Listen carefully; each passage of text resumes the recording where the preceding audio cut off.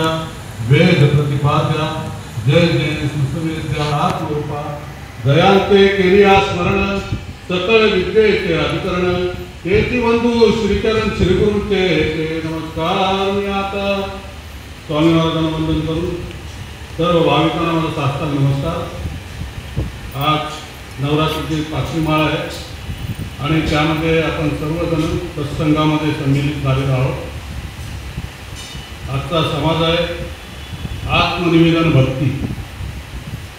नवविधा भक्ती सांगितलेली आहे. नवभक्ती ज्या आहेत त्या समर्थांनी सांगितलेल्या आहेत. श्रवण कीर्तनम नामस्मरणम पादसेवन अर्चनम वंदनम दास्यम सत्यम आणि आत्मनिवेदन असं 9 भक्ती सांगितलेल्या आहेत. तर पहिली भक्ती श्रवण भक्ती आहे. ज्ञानेश्वर महाराजांनी फार छान सांगितलेलं आहे.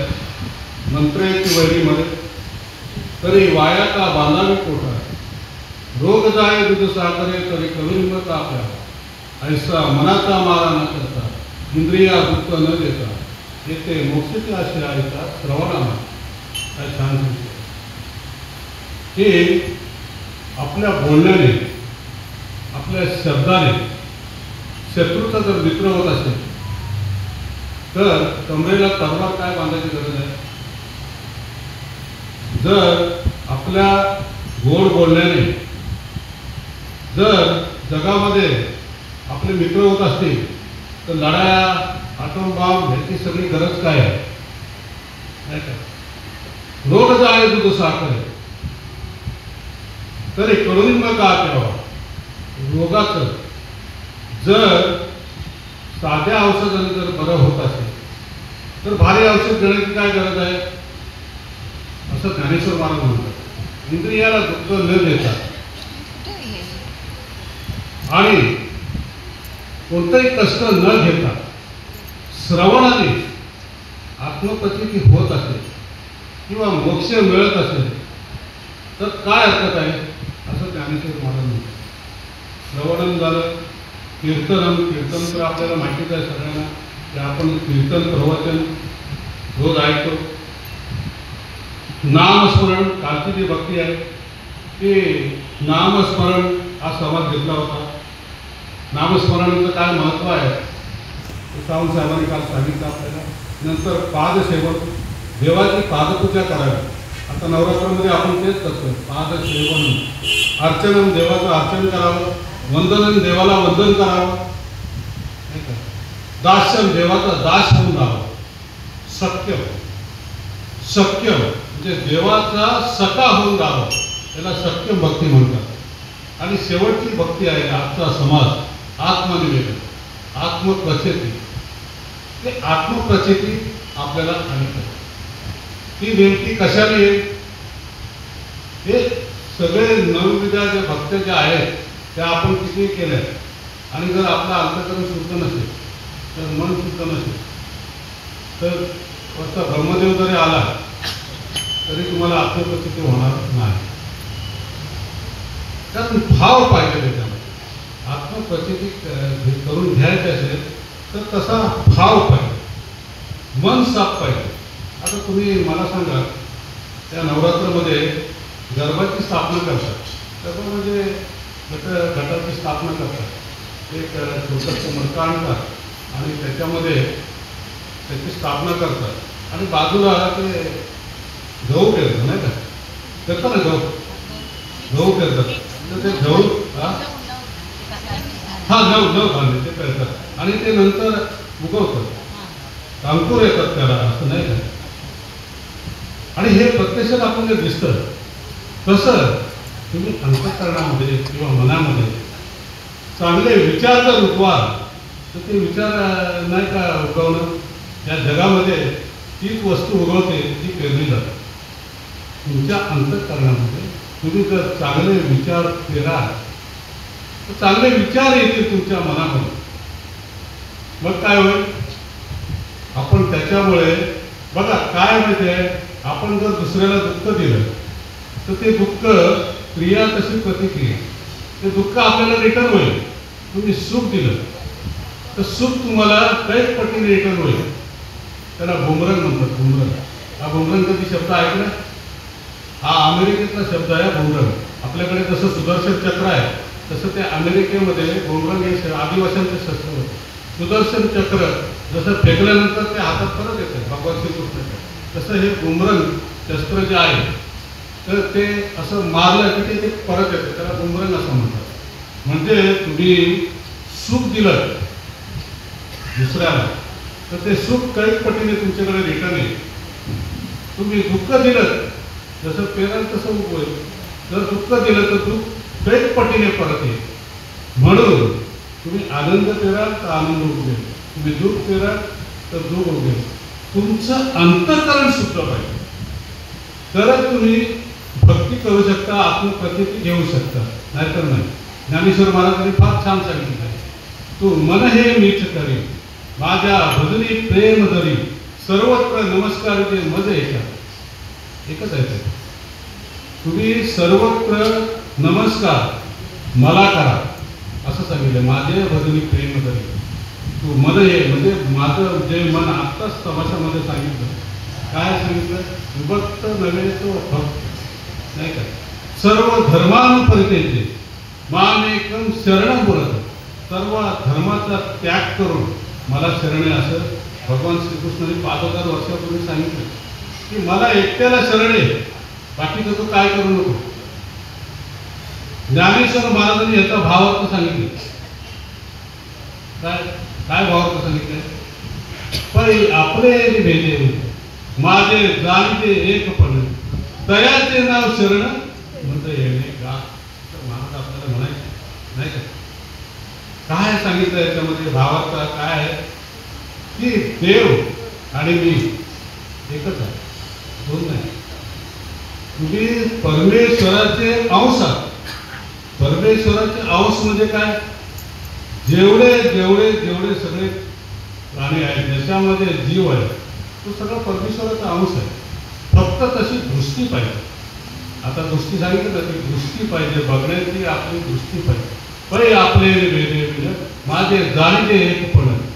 तू आणि मी दोन नाहीच, एकच आहे, एकच आहे.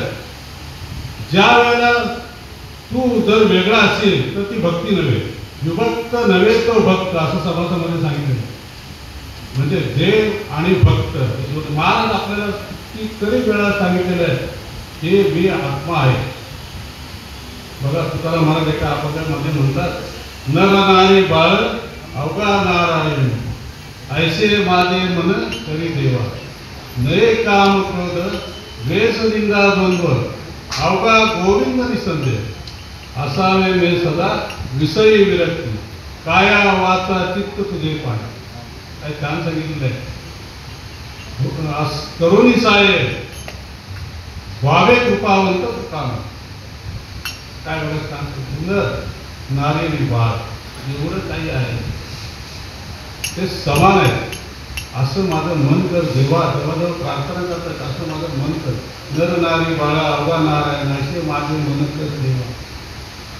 नये काम क्रोध द्वेष निंदा द्वंद्व म्हणजे काम क्रोध लोभ मोह मद मत्सर याच्यापासून माझी सुटका कर आणि फक्त गोविंद, जो गोविंद आहे ना तोच माझ्या मनामध्ये कर असं सांगितलं.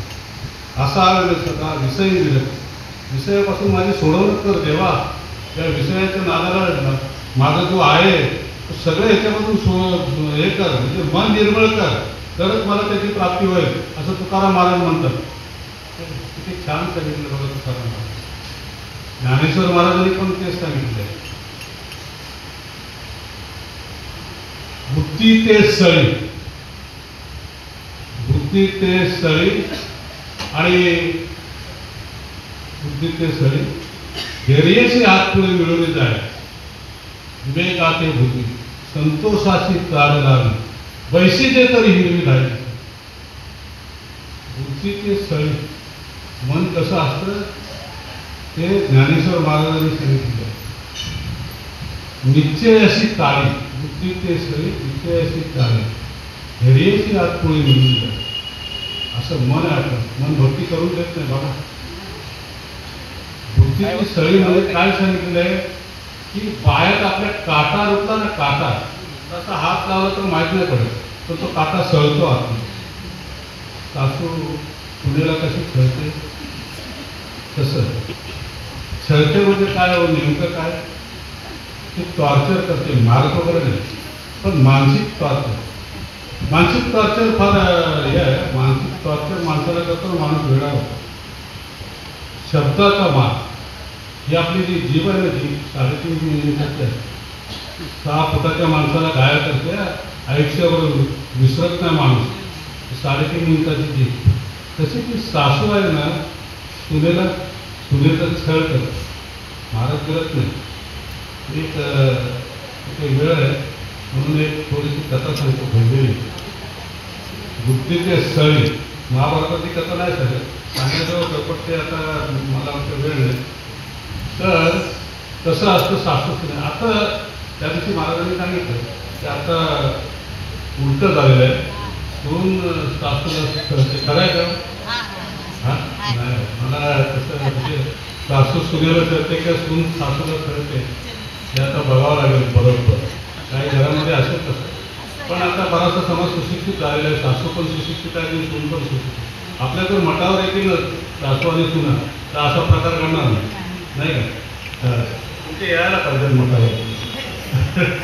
तर मी एका आमची मावशी होती, तिच्याकडे गेलो होतो तिला बघायला,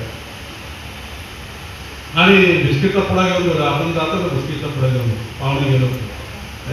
जास्त मिठाई काही घेऊन जात नाही आपण, आपल्या स्वस्तात बिस्किटचा पुडा. तसं आपण बिस्किटचा पुडा घेऊन गेलो आणि बोललं काय माणूस बरं आहे ना. तिथं मुलगा गेला होता बँकेत कामाला, पूर गेली होती याला प्रिन्सिपाल म्हणून शाळेमध्ये कामावर गेले की वस्तू होती. विचार काय करणार होतं म्हातारा माणूस. तुला काय माणूस पायावेळा पडलो, आपल्यात पद्धत आहे पायाकडे. ती पद्धत अशी संस्कार आहेत आपल्या, तर पद्धत अशी चालू ठेवायला पाहिजे माणसाला. ती मोठ्या माणसाच्या म्हणजे पाया पडायला पाहिजे, तर ते मुलांवरती संस्कार होतात, चांगले संस्कार होतात, मुलं घडतात त्याच्यामुळे. पाया पडणं म्हणजे नम्रपणा आहे बरं का. मी तिच्या पायावेळा पडलो आणि तुला कसे तू बरं बरे आहे, बिस्किटचा पुडा दिला होता हातात, काय बिस्किट आणलं म्हणे, असं म्हणायला लागलं. बिस्किट काय आणलं, तुला काय पाहिजे तुला ते सांग मला. तर मला म्हणते मला भेळ पाहिजे. मी गेलो खाली आणि बोला तुला भेळ घेऊन येतो. भेळ आणली, खाली जाऊन दुकानात 4 माळे राहतो तिथं, 4थ्या माळे खाली गेलो आणि भेळ आणली ती, आणि ती भेळ तिला दिली. मी काय केलं माहिती आहे का, सोफ्यावर बसली आणि रिमोट घेतला हातात, टी व्ही लावला आणि ती भेळ खायला. मी बोलत काय प्रकार आहे काय मला समजलं नाही. मी बोललो काय काय म्हणे असंच मला भेळ खायची इच्छा होती. बोला असंच. बोला काय तसंच, माझी सून येताना भेळ आणते आणि या सोफ्यावर बसते, हातात रिमोट घेते, टी व्ही लावते, मला भेळ देत नाही. असा प्रकार याला म्हणतात काय, असं चालतं. आणि आता तुम्ही म्हणताय उलटा प्रकार झाला आहे, मला नाही माहिती उलटा प्रकार झाला आहे, असेल कदाचित. काय बुद्धी ते सळी, निश्चय ते टाळी. निश्चय ते टाळ म्हणजे काय, निश्चयाचे मनातच म्हणजे तुम्हाला मताचे मन कसं परिवर्तन होतं माणसाचं त्याची कथा सांगतो तुम्हाला. निश्चयाची टाळी, निश्चय ते आपल्याला काकडा आरतीला यायचं. समजा सकाळी 4चा अलाराम लावला, तर तो 4चा अलाराम आपण लावला, गजर म्हणतात तो आपण कशाकरता लावतो, झोपेतून उठण्याकरता नाही का. नेहमी आपण झोपेतून उठतो नाही का. आपण अहंकारातून उठलं पाहिजे, जागा झाला पाहिजे. जसं आपण झोपेतून जागा होतो ना, काल महाराजांनी सांगितलं, काल सांगितलं अहंकार गेला तुका माने देव झाला. तुमचा जो अहंकार आहे ना हा गेला पाहिजे, तर तुम्हाला आत्मप्रतीती मिळेल. तुम्हाला सगळं सोडायला पाहिजे. जसं महाराजांनी सोडलं ना, सगळं सोडून इकडे आलं, तसं तुम्हाला ना तुमच्यातला असलेला अहंकार, तुमचं जे काय असेल मोकळं व्हायला पाहिजे. तसं सगळं सोडायला पाहिजे. निश्चयाची काळी म्हणजे तो गजर, आपला सुद्धा गजर वाचणारा एक दिवशी लक्षात ठेव. तो गजर ऐकायला येत नाही बरं का, तो गझल जो शेवटी वाचतो तो ऐकायला येत नाही. प्रत्येकाच्या आयुष्यात ती वेळ येणार आहे, विसरायचं नाही. गझल वाचणार आणि नक्की वाचणार, कारण आपण मृत्यू लोकांमध्ये आलेले जन्माला. हा गजर वाजणार तर 4 वाजता गजर लावला तर काय मन म्हणतं, आज एकच दिवस आहे काकड आरतीला, आपण जाऊ थोड्या वेळ, म्हणजे आज एकच आहे उद्या जाऊ. मग तो काय करतो, हात बाहेर काढतो, मनाला सांगतो, मन हाताला सांगतं बाबा तो गजर बंद कर, म्हणजे निश्चयाची काळजी. धैर्यशी हात पुढे मिळवली जाईल. धैर्य तुम्हाला एक कथा सांगतो, वेळ आहे काय, माझ्याकडे स्टॉक भरपूर आहे, मला फक्त बसत नाही, उभं राहून 2 तास सांगेल. ते चालू आहे पण मी सांगतो, चालू झालं की मला सांगा बरं. तर ते एक दुकान होतं, धैर्यशी हात पुढे मिळून जाईल तर उदाहरण सांगतो. तर एक दुकानदार होता, किराणा मालाचा दुकानदार. आणि ते दुकानदार म्हणजे उगाच पैसे मिळत नाही. किराणा मालाचं दुकान 8 तास उभं राहावं लागतं. लोक म्हणतात पैसेवाला आहे, पैसा उगाच येत नाही, कष्ट करावे लागतात, मेहनत करावी लागते, तरच तो पैसा येतो आपल्याकडे. 8 तास उभं राहावं लागतं दुकानदाराला, तेव्हा ते पैसे येतात. त्या दुकानदाराची अशी सवय होती की दुकान आणि घर त्याच्यामध्ये दारूचा गुत्ता होता. तर रोज दारू प्यायची सवय होती. दुकान 8 वाजता बंद केलं, सकाळी 7 वाजता मात्र यायचं दुकानामध्ये. 8 वाजता दुकान बंद केलं, लिमिट बंद, दारू घ्यायची आणि घरी जायचं, जेवायचं आणि झोपायचं, असा त्याचा उपक्रम नेहमी. दुकान बंद केलं, सकाळी 7 वाजता येणं, किराणा मालाचं दुकान उभं राहून सामान देणं, त्या पैसे मोजणे, दुकान बंद करणं, गुत्त्यावर जाणं, पिणं आणि घरी जाणं, जेवण आणि झोपणं, असं प्रत्येक दिवस 25 वर्ष. पंढरीचा वारकरी वारी चुकून जे हारी, 25 वर्ष कुठलं तरी कीर्तन ऐकलं, प्रवचन ऐकलं आणि परिणाम झाला. सकाळपासून या दारू पिणार.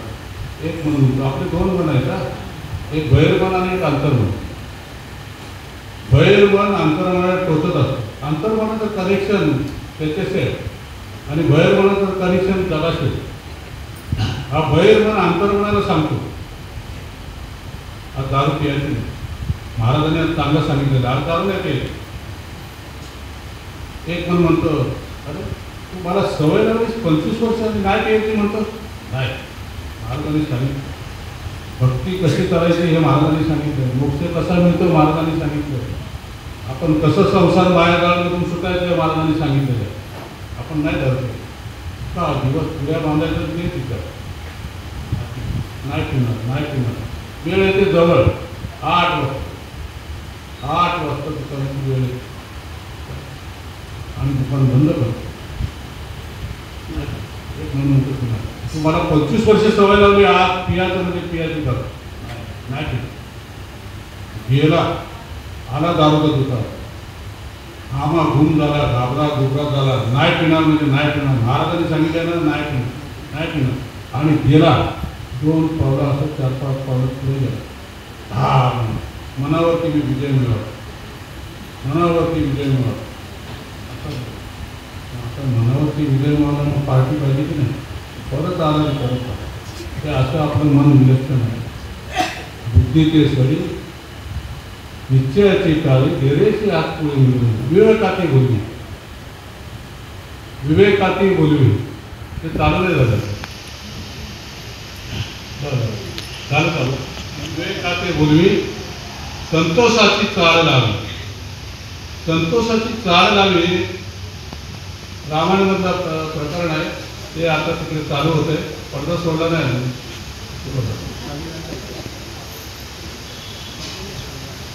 हां, तर रामायणाचा प्रकार आहे, प्रकरण आहे, तर ते आता मी